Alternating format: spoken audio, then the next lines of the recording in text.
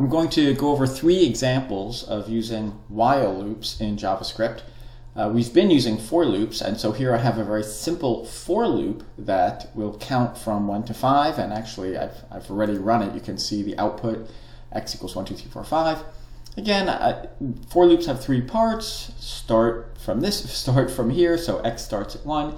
Keep going as long as this is true, so it keeps repeating as long as x is less than or equal to 5, and then it increments, it adds 1 to x after each time it repeats.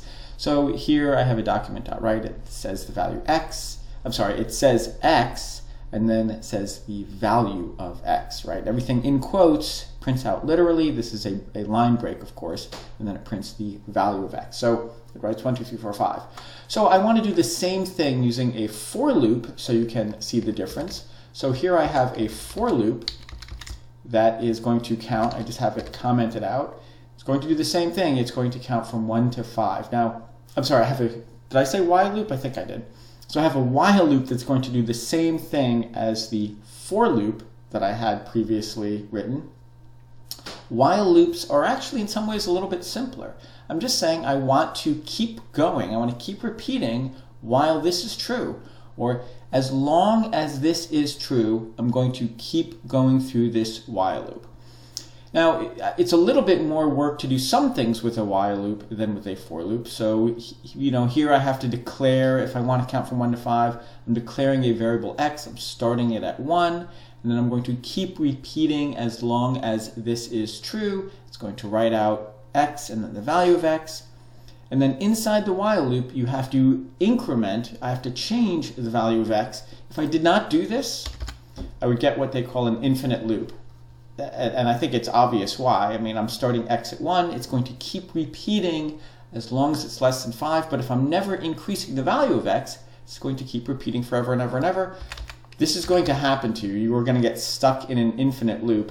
It happens to everybody. And you will be like, why am I in an infinite loop? And the reason is because you have done nothing inside the loop to increment a value. And that's a very common thing. So let me just run this.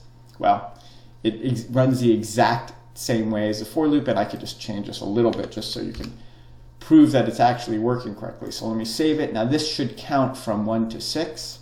In fact, it counted from 1 to 6. So while loops are very simple. All you really need is a condition. This is a Boolean condition in here, and it'll keep running as long as this Boolean condition evaluates to true. The thing in here must evaluate to true or false. So keeps going as long as it's true. So why would you use a while loop as opposed to a for loop? Well, we've already used while loops in BYOB, Snap, but let's look at an example of where a for loop would not work for you. So here's another example. I have example number 2 here. Let me just zoom out a little bit. So in example 2, I am using a while loop to have a user try to guess a word, and I'm going to allow them to have 3 guesses. So here I've declared a word. Of course, the word is pizza. I prompt the user to enter the password, which we know, of course, the secret password is pizza, and I tell them they have 3 tries. Obviously, this prompt is the first try, and then I'm setting tries to 2, and then I keep repeating as long as their guess is not equal to the secret word, and the number of tries is greater than or equal to 1. So in other words, if they guess the word, or if tries gets below 1, if it's no longer greater than or equal to 1, it'll exit this while loop, and then I check to see if they guessed it right. If they did, I say correct, else I say sorry, you ran out of guesses. So I'll just run this just so you can see how it works. So enter a password, you have 3 tries. Maybe the password is cookies. Could that be it? No, I'm wrong, I have 2 tries left. Could it be noodles? No, I have 1 try left. Could it be pizza? It tells me correct. Now, if I guess it wrong, of course, 3 times, I'll still exit, blah, blah, blah, blah, blah, blah, blah, blah. Sorry, you ran out of guesses. So it exits the loop if either of these is true. I mean, if if they guess the word correctly, or if the tries gets down to 0, if it's no longer greater than or equal to 1. So you tend to want to use a while loop when you don't know in advance how many times you're going to be repeating. I mean, I may repeat 3 times here, but I may not repeat 3 times if they guess the word correctly, if that makes any sense. So this is another case of how you would use a while loop. I just want to do one more. Again, you tend to use a while loop if you don't really know how many times you're going to need to repeat something. So here's my third example. It's pretty simple again.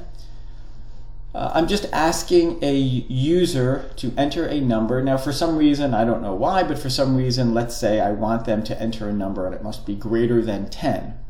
So here I'm going to keep repeating as long as, now this you may not have seen before, this command is NaN. That's saying, this means is not a number. So it's a little bit funny, but this is a JavaScript command that tests to see if something is a number or not. So if I say is not a number, num, it'll return true if it's not a number, if that makes sense.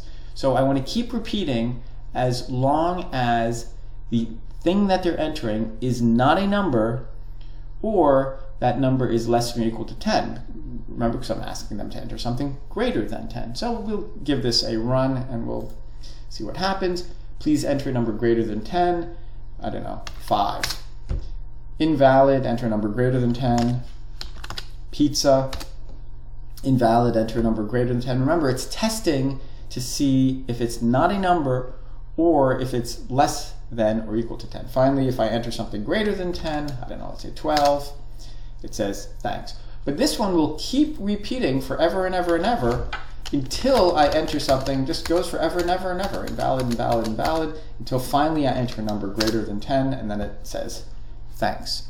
So again, while loops can be very handy when you want to keep repeating, but you don't know how long you're going to keep repeating. You want to keep repeating until some event happens, until a user enters some correct information, or until some other event occurs.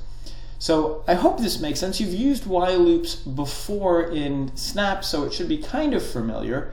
Another common mistake here is that students will have a prompt outside of it, and then they will forget to re-prompt the user inside of the while loop. So if I did not have this second num prompt in here, the while loop, of course, would repeat forever, and then you'd be stuck.